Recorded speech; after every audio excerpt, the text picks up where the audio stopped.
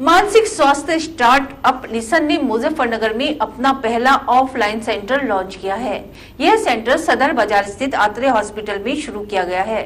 यह पहली बार है जब एक मानसिक स्वास्थ्य स्टार्टअप ने लोगों की जरूरतों को पूरा करने के लिए टियर 2 में फिजिकल मौजूदगी दर्ज कराई है। मानसिक स्वास्थ्य स्टार्टअप लिसन ने मुजफ्फरनगर में अपना पहला ऑफलाइन सेंटर लॉन्च किया है। मुख्य अतिथि डॉक्टर प्रीति सिंह ने बताया कि यह सेंटर सदर बाजार स्थित आत्रे हॉस्पिटल में खोला गया है।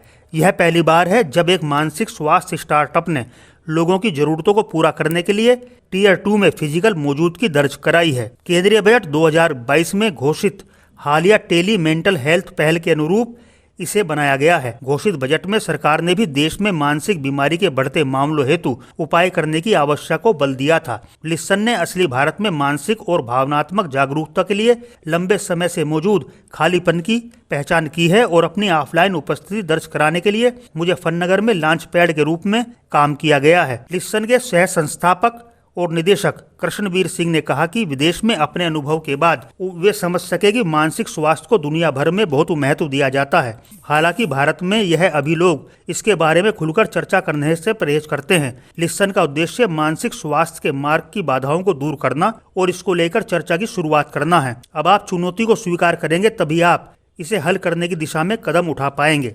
सह संस्थापक लिसन तरुण गुप्ता ने कहा कि हम मानसिक और भावनात्मक कल्याण के गंभीर विषय पर ध्यान आकर्षित करने के लिए अपना सारा प्रयास कर रहे हैं। हमने हाल ही में association of physician of India Muzaffarnagar के साथ एक मानसिक स्वास्थ्य जागरूकता सत्र का आयोजन किया है। अब हमारे पहले ऑफलाइन केंद्र में लॉन्च के साथ हमारा लक्ष्य लोगों को आगे आने और उचित उपचार का लाभ उठाने के लिए प्रोत्साहित करना है ताकि बिना संकोच के वे अपनी बात कह सकें।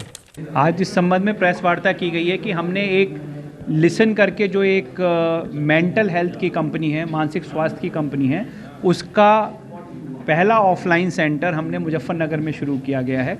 इसको एक्सपीरियंस सेंटर कहते हैं क्योंकि ये मनोचिकित्सा के बारे में बात करता है और बहुत अलग तरीके से, यानी कि थेरेपी के द्वारा और काउंसलिंग के द्वारा इसका इलाज करता है। जो दवाइयाँ चलती हैं, जो साइकेट्रिस्ट या और डॉक्टर्स देते हैं, उनके साथ मिलके हम चिकित्सा और थेरेपी के द्वारा आपके स्वास्थ्य को अच्छा करने की कोशिश करते हैं और इसीलिए आज हमने ये प्रेस कॉन्फ्रेंस की। ऐप से बहुत बड़ा फ़ायदा ऐसा है कि ऐप में आप कभी भी किसी भी समय उसे खोल सकते हैं, उसमें वार्ता कर सकते हैं। एक चैट बॉट है, उसका नाम ईमो है। आप किसी भी डॉक्टर से जो अवेलेबल हैं उनसे आप टेली मेडिसिन के द्वारा अपॉइंटमेंट बुक कर सकते हैं। आपको जनरल मेडिटेशन या माइंडफुलनेस जैसी योगा या कुछ ऐसी एक्सरसाइज करनी है वो कर सकते हैं। काफ़ी चीज़ें पढ़ सकते हैं, अपना खुद का टेस्ट ले सकते हैं। तो इससे क्या है, इसीलिए इसका नाम है लिसन, कि ये आपको 24 घंटे किसी भी समय आपकी बात सुनने के लिए आपके साथ खड़ा हुआ है। और जब आप मानसिक अवसाद या तनाव से जा रहे होते हैं तो आपकी इच्छा होती है कोई मेरी बात सुने या मेरे बात करे, लेकिन कई बार झिझक की वजह से आप नहीं कर पाते हैं। लेकिन ये लिसन एक बहुत ही पूर्णतः सुरक्षित और आपका पर्सनल हेल्प दोस्त है। ऐप जो है वो फ्री है, लेकिन अगर आप किसी काउंसलर का या साइकोलॉजिस्ट का टाइम लेते हैं तो उसकी एक जो फीस होती है उस पे होती है।